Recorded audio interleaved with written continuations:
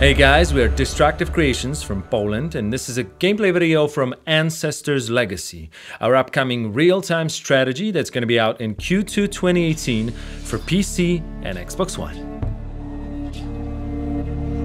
Overwhelmed by the forces of the enemy, cut off from their ships, the Northmen had to escape. Those who did not retreat in time lost their lives or became captives. Once harsh invaders looking for prey, the Northmen suddenly became prey themselves. Luckily, they found salvation in a nearby forest, which became their temporary shelter. Here, they could catch a moment of respite from the pursuing Britons. Here, Jarl Ulf Ironbeard, who suffered injuries during the fight, could heal his wounds and recover. However, a new problem arose for the people of the North. In order to survive and to have any chance to join the rest of the expedition against Lindisfarne, they had to gather food and supplies.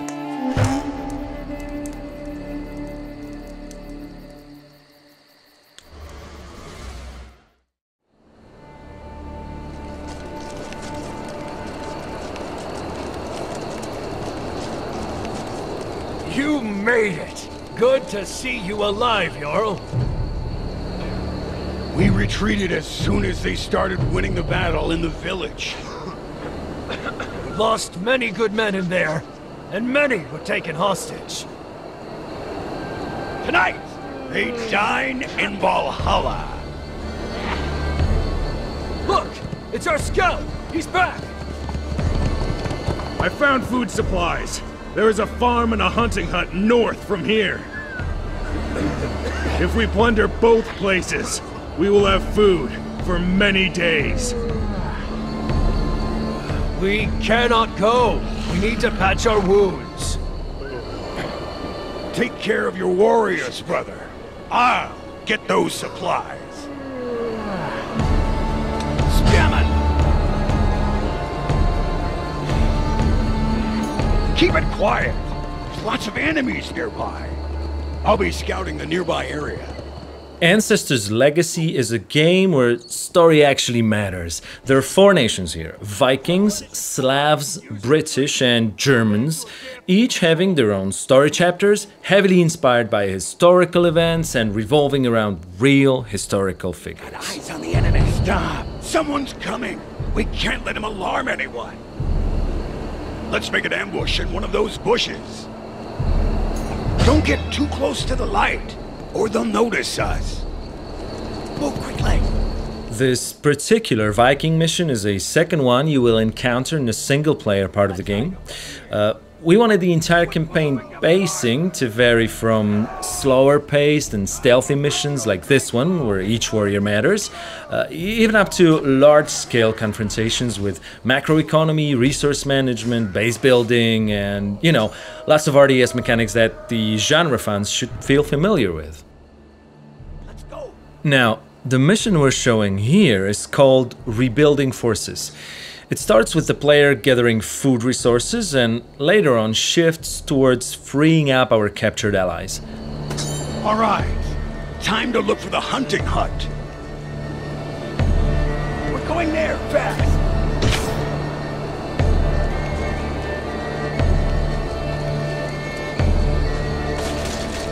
Over there, they're coming. Wait, someone's coming. Let's hide in the bushes and wait for them to pass.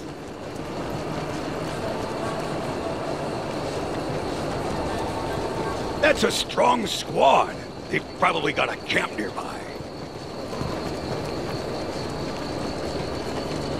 Our combat system bases on commitment.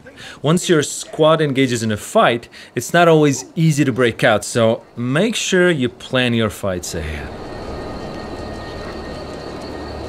Look! An abandoned camp. It'll be a good place to rest.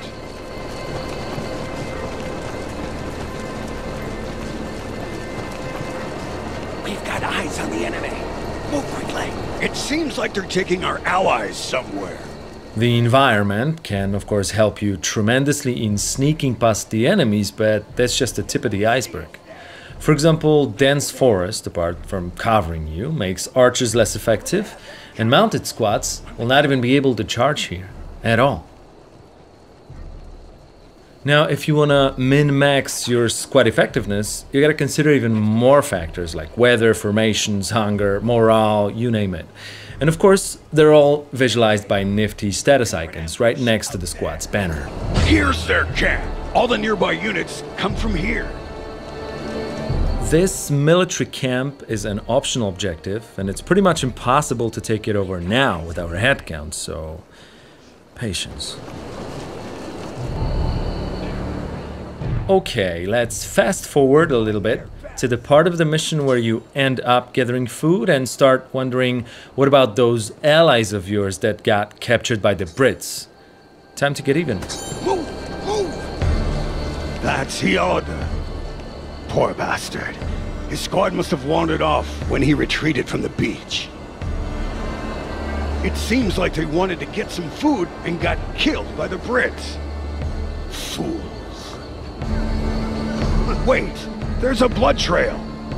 Maybe someone survived. We need to find out.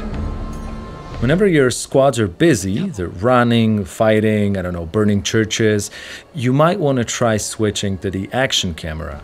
It is fully controllable, it looks pretty decent, and by the way, did you know that we have over 1,600 animations in the entire game? No. It's Sven. It was his first raid.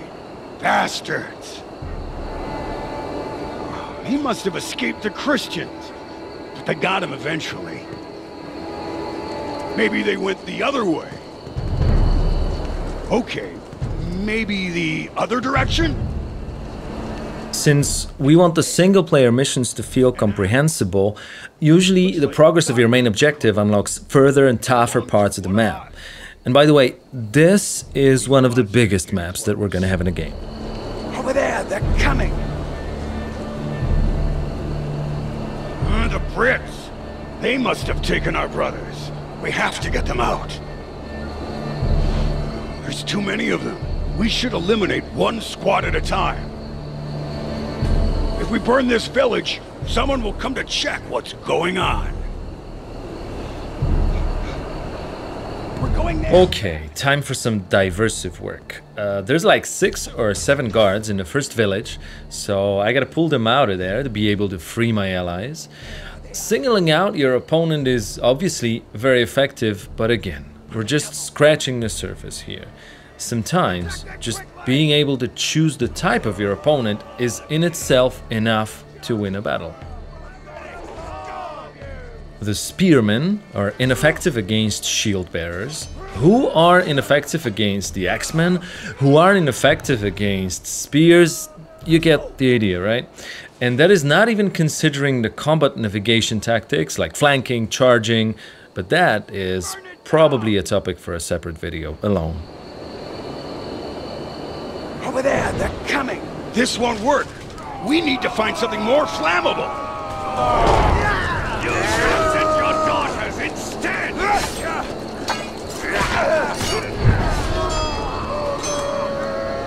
Burn!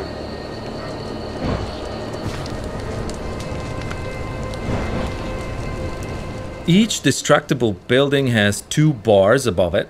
Red one indicates the process of getting a flame, and the green one indicates the overall condition, or so-called health. Now, depending on factors like weather, number of attackers, and even the tier of the building, if it's a military one, burning it down can be either super quick or in some cases impossible. And yet again, there's still a couple surprises that you will come across, like for example peasants who can build wells and they actually really use them in case of fire. Enemy spotted! This should do it! The enemy must have seen that!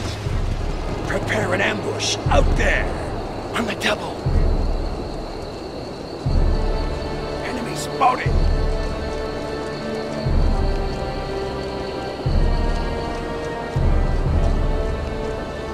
They won't see us there! Even though there's only a single squad left now, we still might want to be careful.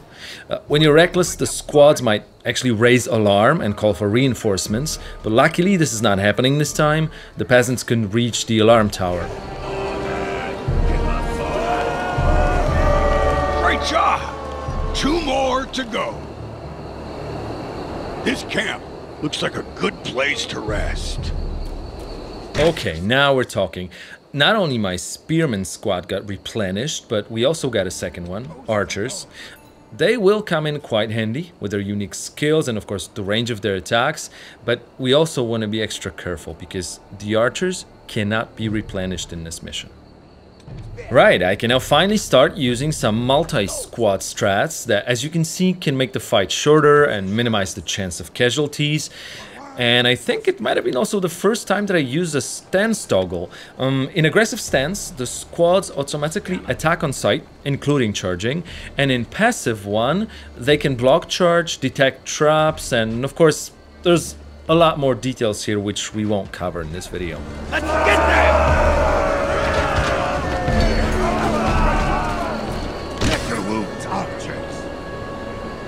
This looks somewhat similar to the previous encounter, but I don't want to use diversion here. I'll just leave the other village alone. Not only my head count is more significant now, but we're also fighting peasants here. Come on, they're no match against Viking warriors. Over there, they're coming! Another village. We can burn it down to draw their attention and free our brothers. First thing, I will hide the spearmen in the bushes, deliberately placing them on enemy's path, and I will activate a spear wall skill in case the peasants decide to charge at me. Then let's put the ranged squad behind spears and trigger the fight so that peasants get bound in combat with the spearmen.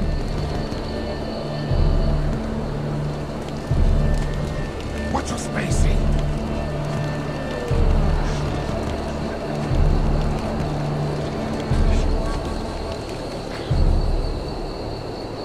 Upstairs.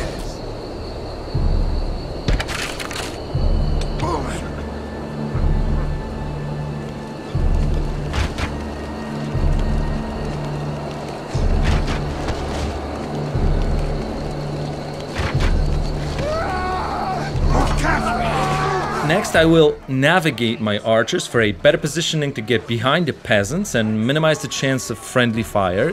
Yes, you gotta take care of that.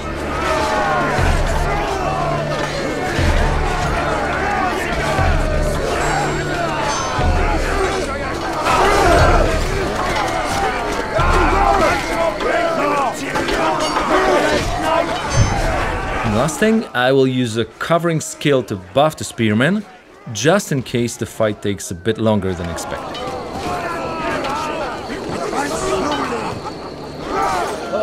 Free at last. Okay, let's fast forward once again to the final stage of the mission where things get really interesting as we meet a new type of squad. The heroes, as we call them, they're one-man units and they can really spice things up.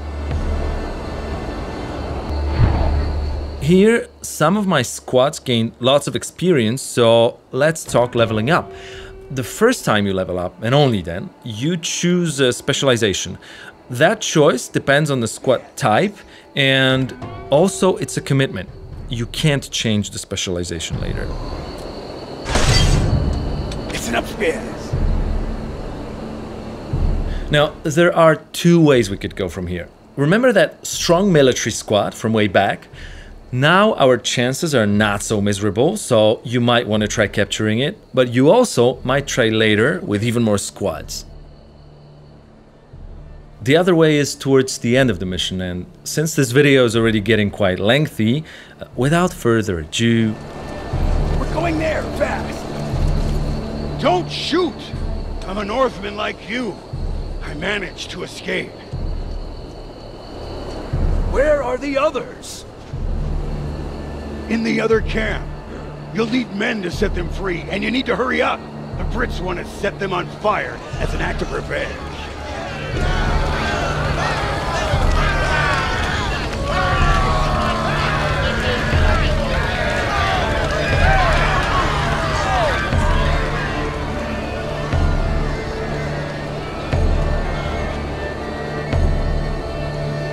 Listen upstairs. Right, I'm gonna set some simple control groups here for a start. As you can see, it's not that hard even using a gamepad.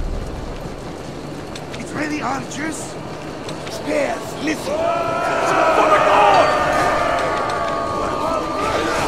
Now, this is typically a perfect time to utilize the uber micro skills, which I happen to totally suck at, but still, let's try toggling the groups and multitask here as much as I can. Let's hide over here. What I want to do here is to clear the small patrols and hide one of my groups for now. Let's go there.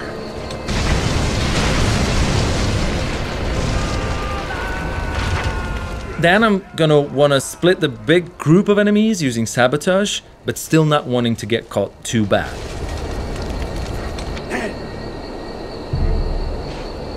Let's hide over there. On the double.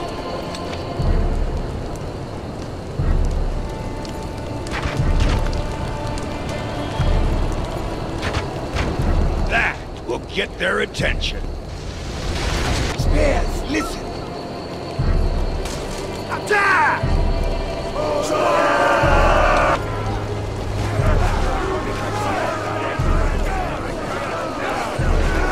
As you can see, when squads are bound in combat, warriors are actually matched in pairs and they perform our designed and motion captured combat sequences.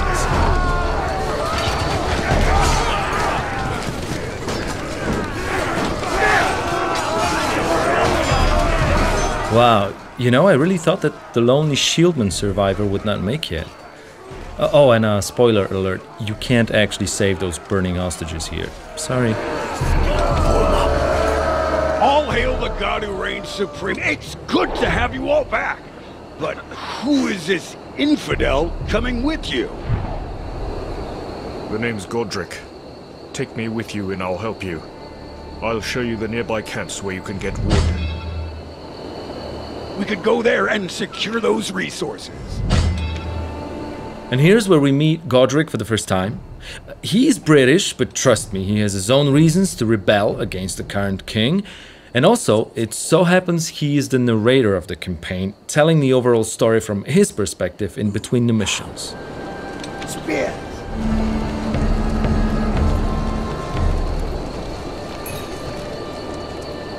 We cannot leave this camp for the Brits to retake! Good to see you. I saw a party of Brits heading in that direction. They want our wood. We need it to repair ships and build siege machines. We need to secure this wood camp at all costs. There are generally three types of resources in Ancestors Legacy: food, wood, and iron. The first one is used exclusively for squad's upkeep, while the other ones are spent on recruiting, building, and upgrading of troops, settlements, and sometimes even technology. Like, for example, traps.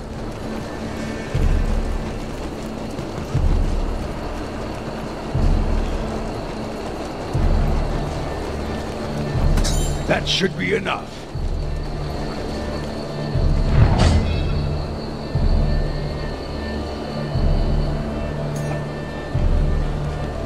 I'll select my biggest squad to build a trap, as they will be faster. We're going there, fast! Before I build it, however, let me first position my squads, considering the fact that I know where enemies will come from.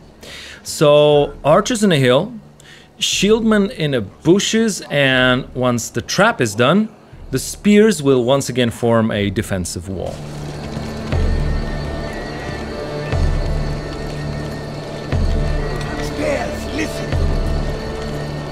There are two types of traps in our game.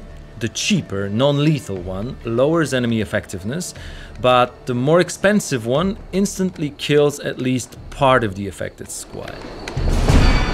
Spears! They'll be here any minute. Take position! They are coming! Prepare for battle! I will not show my back to the Christian scum!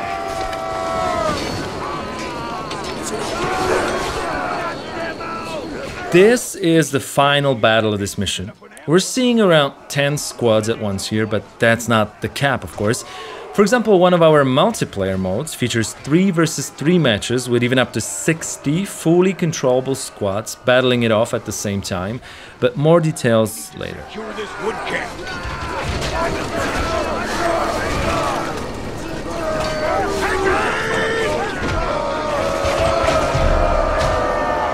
We made it! All the Christians are dead!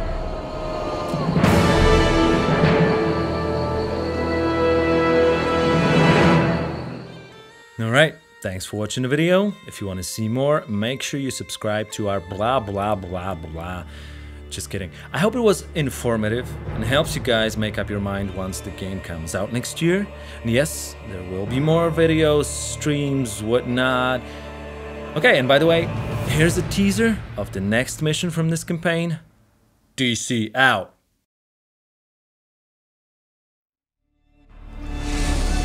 This is how I joined the Northmen in their raid on Lindisfarne. Ethel had held me captive for months, and that was my chance to get even. When Jarl Ulf Ironbeard regained his strength and we collected enough supplies, we could finally head on to join the rest of the expedition. However, the road to Lindisfarne was not an easy one. Every once in a while, we encountered Ethel's troops.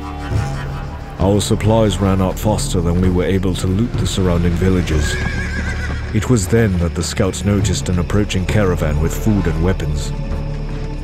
We prepared an ambush, not expecting that someone else was preparing to attack it as well.